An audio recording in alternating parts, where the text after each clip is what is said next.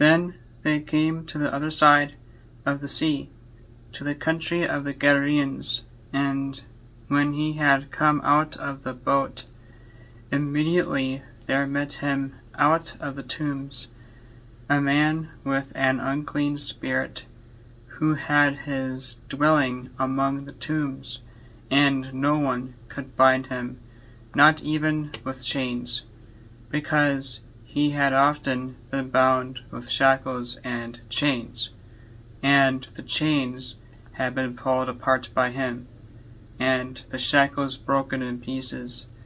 Neither could anyone tame him, and always, night and day, he was in the mountains and in the tombs, crying out and cutting himself with stones. When he saw Jesus from afar, he ran and worshipped him.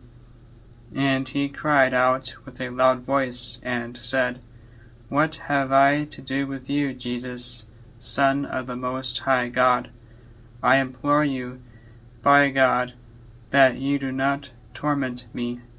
For he said to him, "Come out of the man, unclean spirit." Then he asked him, "What is your name?" And he answered, saying, "My name is Legion, for we are many." Also he begged him earnestly that he would not send them out of the country. Now a large herd of swine was feeding there near the mountains. So all the demons begged him, saying, "Send us to the swine, that we may enter them." And at once Jesus gave them permission. Then the unclean spirits went out and entered the swine.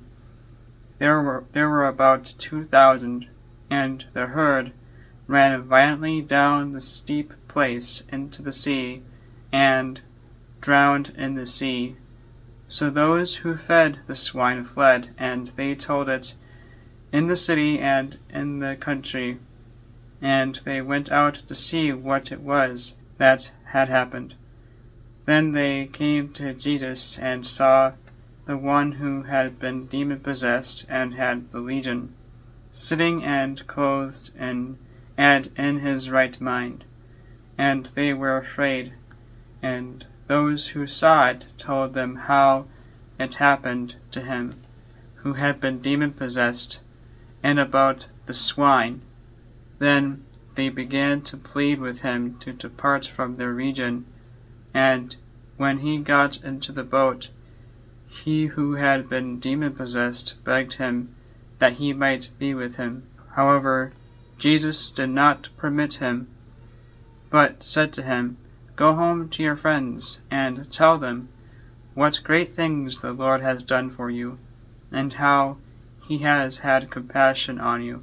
And he departed, and began to proclaim in Decapolis all that Jesus had done for him, and all marveled. Now when Jesus had crossed over again by boat to the other side, a great multitude gathered to him, and he was by the sea. And behold, one of the rulers of the synagogue came, Jairus by name, and when he saw him, he fell at his feet and begged him earnestly, saying, "My little daughter lies at the point of death. Come and lay your hands on her, that she may be healed, and she will live." So Jesus went with him, and a great multitude followed him and thronged him.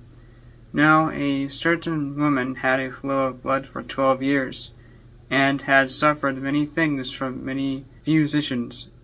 She had spent all that she had, and was no better, but rather grew worse. When she heard about Jesus, she came behind him in the crowd and touched his garment. For she said, "If only I may touch his clothes, I shall be made well."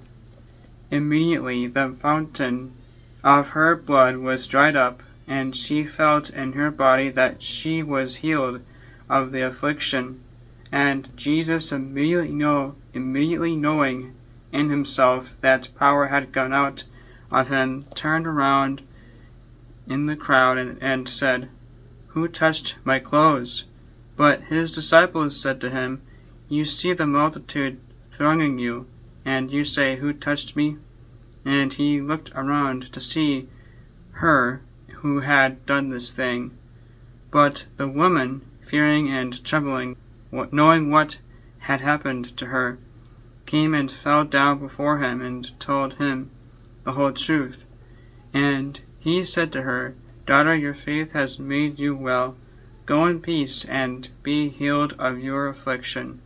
While he was still speaking, some came from the ruler of the synagogue's house, who said, 'Your daughter is dead. Why trouble the teacher any further?' As soon as Jesus heard the word that was spoken, he said to the ruler of the synagogue, 'Do not be afraid, only believe.' And he permitted no one to follow him except Peter, James, and John, the brothers of James. Then he came to the house of the ruler of the synagogue, and saw a tumult and those who wept and wailed loudly. When he came in, he said to them, 'Why make this commotion and weep? The child is not dead, but sleeping.' And they ridiculed him. But when he had put them all outside, he took the father and the mother of the child, and those who were with him, and entered where the child was lying. Then he took the child by the hand and said to her, 'Talitha cumi,' which is translated, 'Little girl, I say to you, arise.' Immediately the girl rose and walked, for she was 12 years of age, and they were overcome with great amazement. But he commanded them strictly that no one should know it, and said that something should be given to her to eat.